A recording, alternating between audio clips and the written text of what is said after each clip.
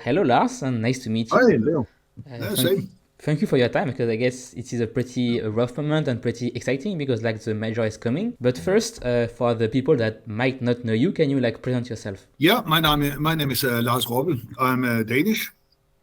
I'm a sports psychologist by education. I wasn't always a sports psychologist. I had a career, 25 years in as an officer in the special forces, Danish special forces. Before I left the special forces in 2009, taking up psychology, and yeah, working with Vitality now. Worked with Astralis for 5 years, 4 years, 5 years. Uh, 3 times a major winner back to back, working with them.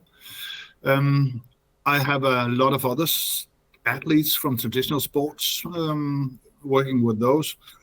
It goes for tennis. I have worked 3 years with Holger Rune, who is the tennis player, now ranked sixth on the world rank. With canoeists, fencers, sailing.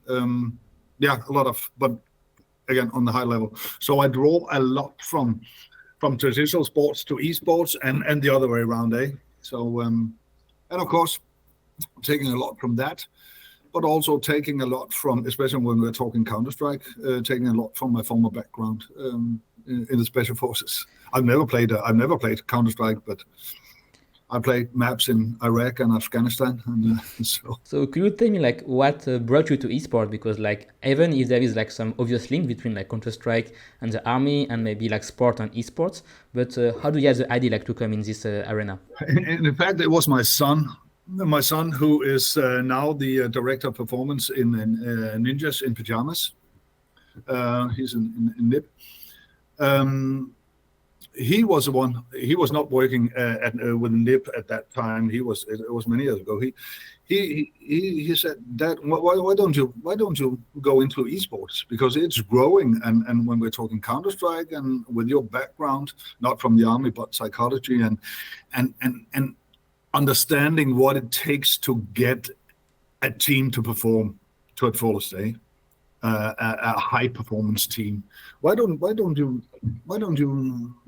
focus on esports? And and at that time, I said, okay, I can do that. And then it sounded interesting, and then I not applied, but I talked with, I addressed Astralis, and yeah, they think it sounded interesting, but there was a psychologist on the main team in Astralis. But at that time, Astralis had several other teams. They had Godsend. So my first team was, in fact, Godsend, a Swedish team, owned by Astralis, or yeah, Astralis at that time. And then Heroic came in, also a part of Astralis Group. Those two teams were sold, and then I got on the main team. I think it was in 2018, January 2018. I got on the main team, and was with that team until I took over Vitality in 2021, the first year. So that was my way into esports.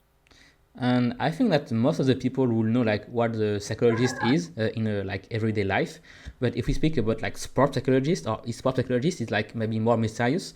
So can you like explain us a little bit like what is your work like on a daily basis? I think it's yeah. I often get that question: what is the work you're doing? And I my answer normally, well, it is about getting the team, the individual, and the team as a whole to be present in the here and now when we are playing. Okay? And I mean, being fully concentrated in the team. There mustn't be anything that disturbs the individual or the team. And this disturbance could origin from things outside the game. It could be problems with the family, issues with the family. It doesn't have to be problems. It could be something on the private scene, but it could also be in the relations within the team.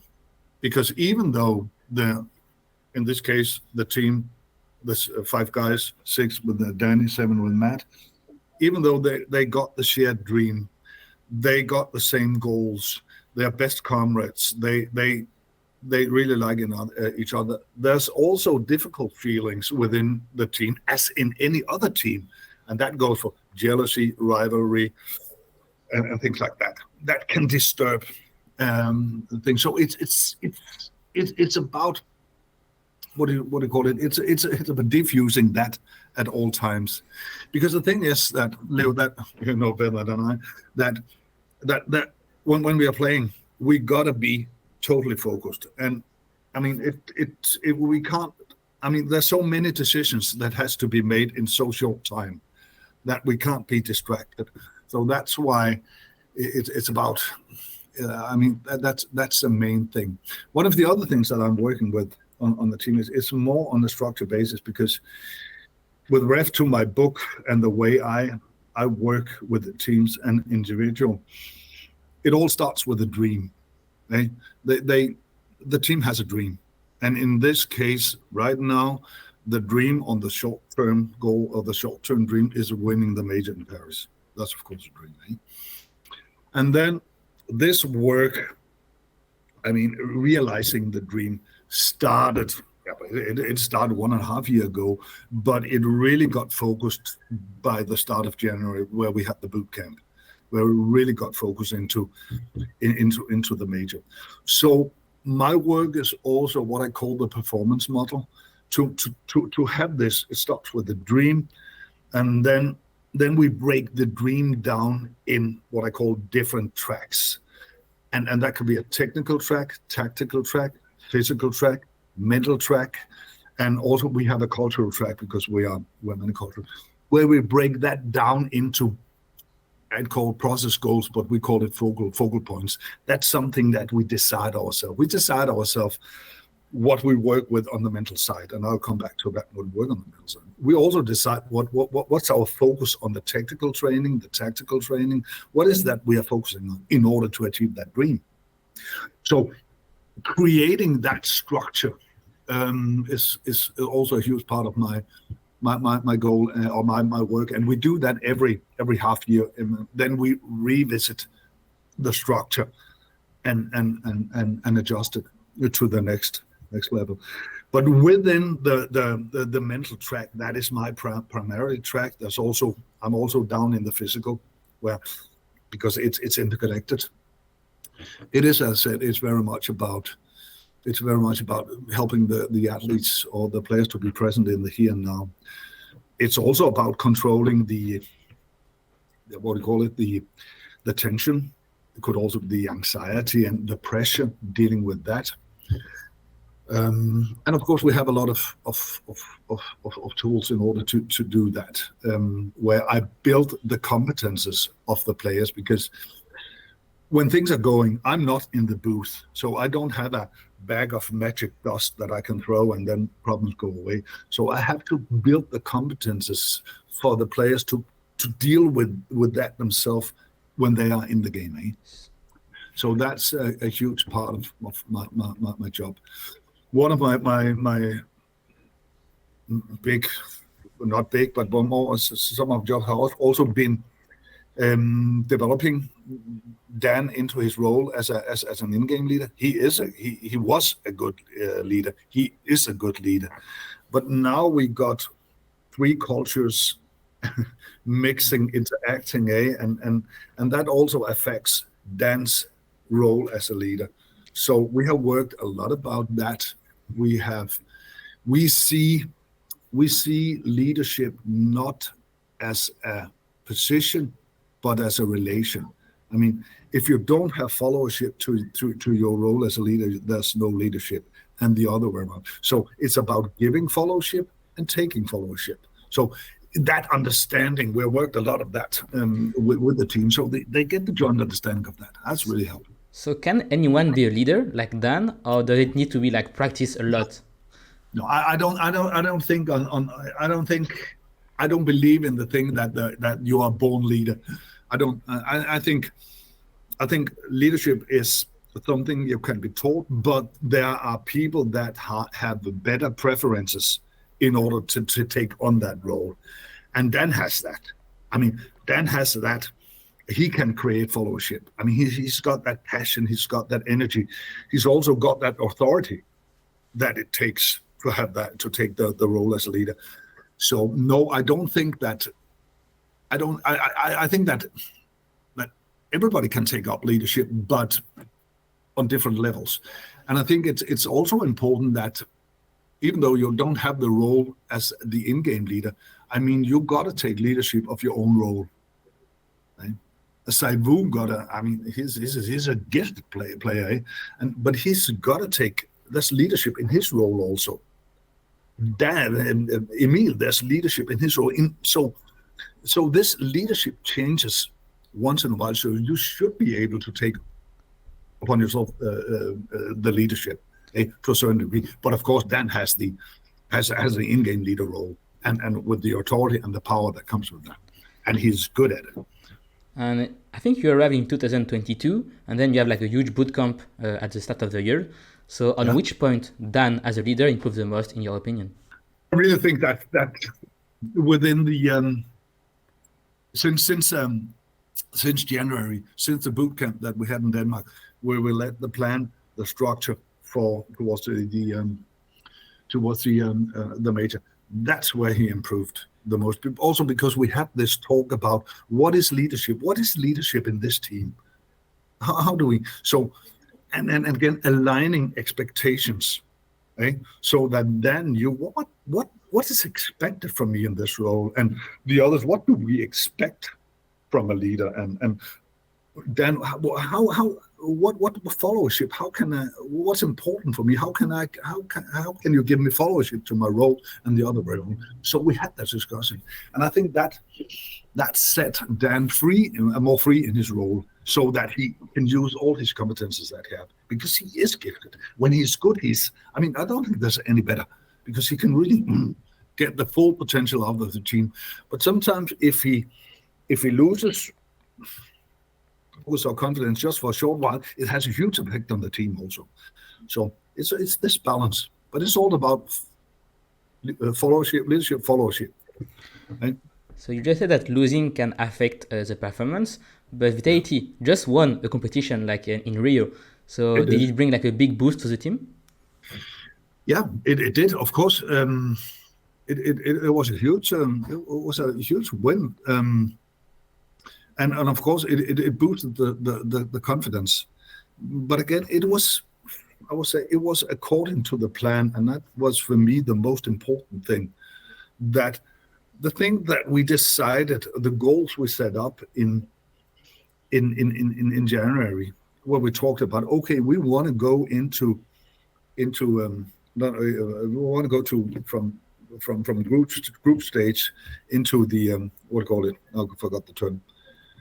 In every tournament, we want to go into the playoff. Playoff, exactly. Sorry, we want to go to the playoffs, and we did that, and so people started believing in the plan, in the structure, and the potential of the team, and of course then came Rio, and that was another breakthrough.